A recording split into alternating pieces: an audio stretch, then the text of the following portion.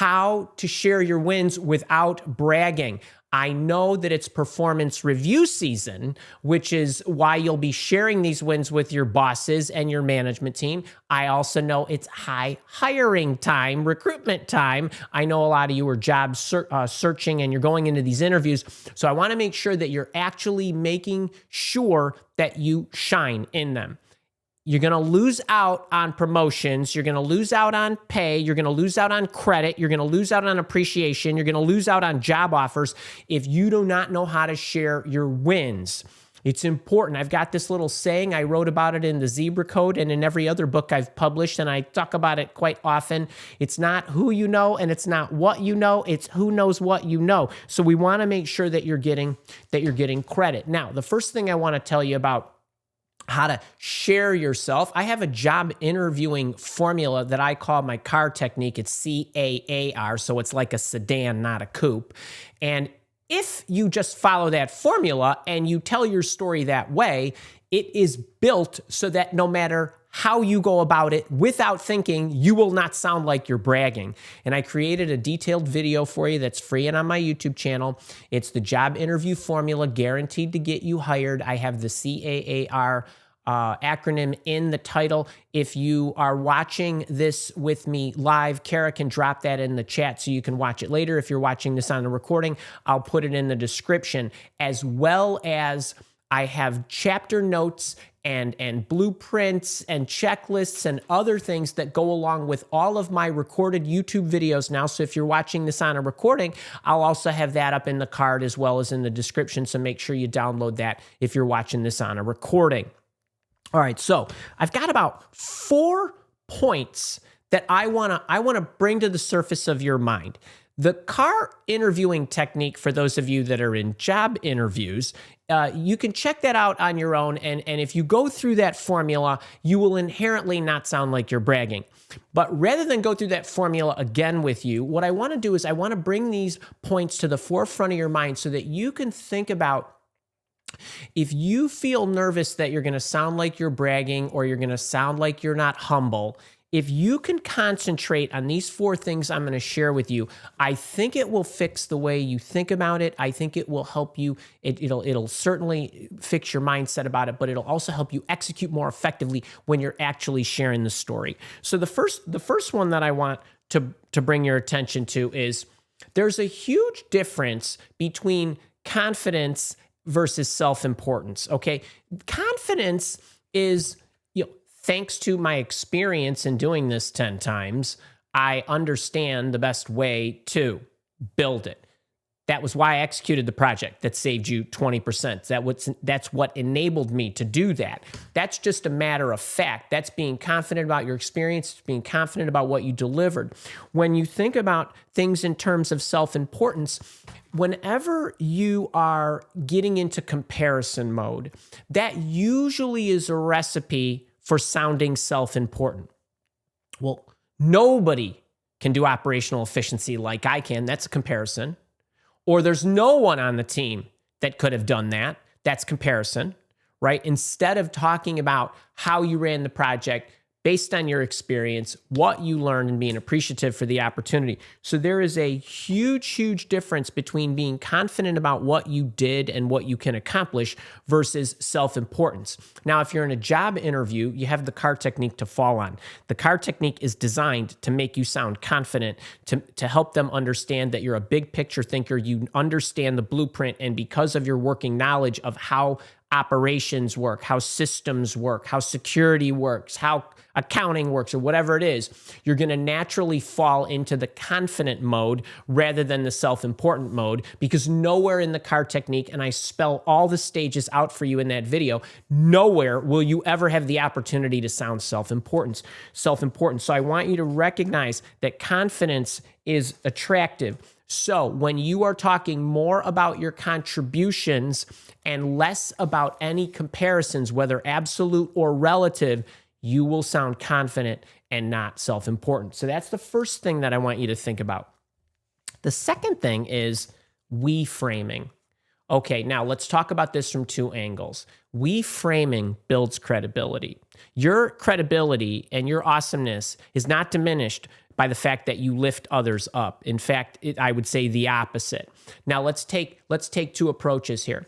For those of you that are in performance review mode, where you're talking with your employer about what you did and what your team accomplished, there's going to be a lot of we going on. Some of you get nervous when you get into job interviews and you're talking about your wins and you say, well, I need to talk about right? What I did. And that's true. And we can highlight what you did. We can also highlight, if necessary, how others contributed to that. I mean, every week I create a newsletter for you. I write the newsletter, but the newsletter I like to think is good because I have help from Kara. And I'll tell you what Kara is not that I am, is me, right? That's what makes the newsletter better. She can read it. She can review it. I'm proud of that newsletter that I give you every week, but it becomes better because we bring it to you. She's able to look at it more like from your vantage point, from the audience's viewpoint. She doesn't have my perception of how it will be interpreted. She has her own perception of how, or better perspective of how somebody receiving this message might actually feel about it. So she's able to challenge me. Sometimes she makes suggested edits. Sometimes she leaves it. Sometimes she asks me questions. Sometimes she challenges me.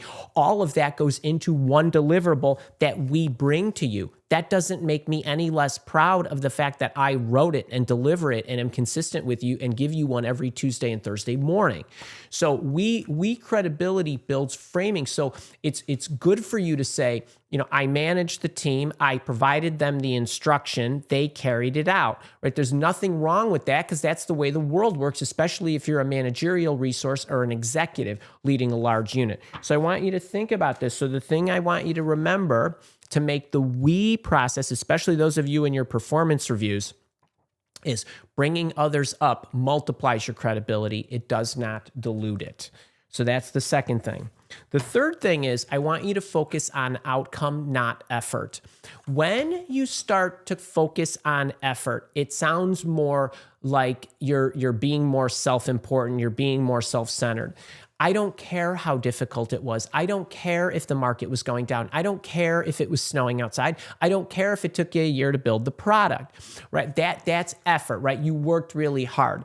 I would rather you bring their attention to the outcome. Here's what happened. Here's how I made it happen. You don't need to be talking about the work environment. It doesn't get factored in because nobody cares, not even your boss.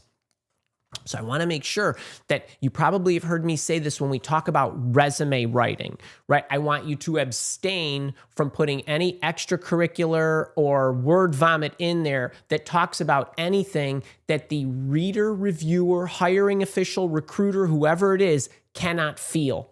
Right? It doesn't make any difference if everybody was performing poorly. All I care about is how you perform. It's kind of like when you got the D on the test and you brought it home and you told mom and dad that everybody got D's and F and they didn't care. It's the same kind of thing. So I want you to become much more output focused. If you stay away from the effort aspect of it, you won't sound self-important.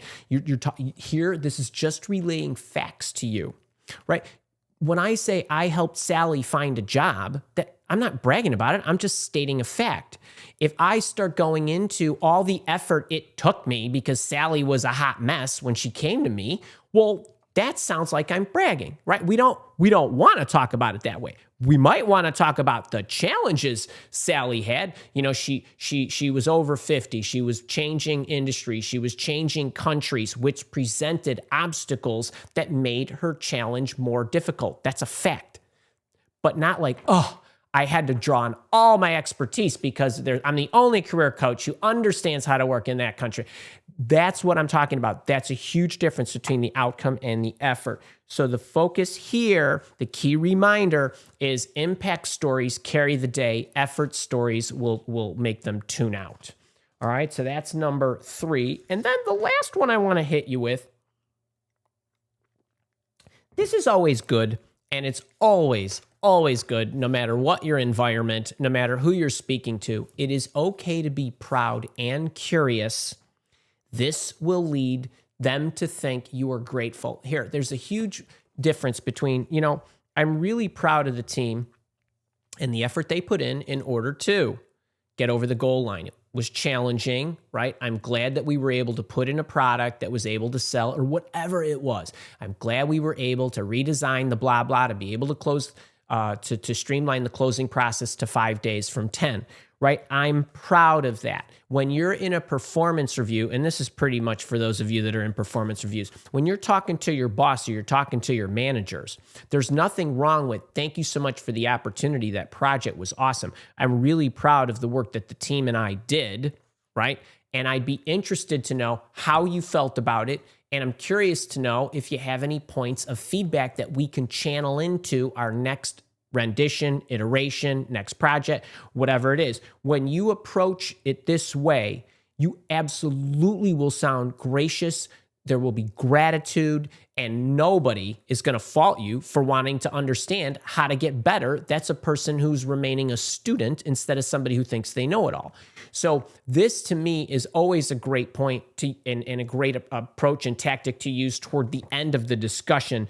And the key point here that I want to drive home is gratitude will always make you likable. So when I think about the different elements that help me get over the fact that what I'm saying is not being a bragger, but just trying to state facts, trying to help you understand, trying to also demonstrate my track record so that there's credibility, same way I want you to be doing this in your performance reviews and in your job searches.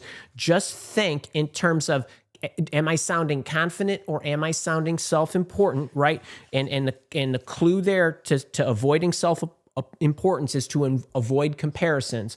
Are you using the we framing properly? So I don't want it to all be buried, especially if you're in a job interview, by we. We need to know what you did, but especially if you're having your performance review discussion, I want you to make sure that you're including, if you manage teams or partners or teammates or internal customers or whoever it might be, the we framing really helps that. This is a big one, the outcome versus the effort. Talk to me about the results. What did you make happen and how did you make that happen? And then the last thing is, as long as you are practicing gratitude, it is okay to be proud and curious. This and curious or and interested element truly shows how thankful you are. And I do think that if you think of things this way, it will be much easier for those of you, even the most humble of you, the ones with the most humility. I think you'll be able to overcome that and make sure you start sharing your wins more effectively. All right, so if you like this portion, make sure you click the thumbs up button. Make sure you're subscribed to the YouTube channel because it hurts me when you don't get my Tuesday recorded videos and my Thursday live shows. And please share this because there are people that need help, whether they're going through their performance reviews and they want to get their big bonuses or whether they're interviewing for a new job. It's hard out there, so please share it. If you're watching this with me live, we're heading to the chat. If you're watching this on a recording, I will see you next week.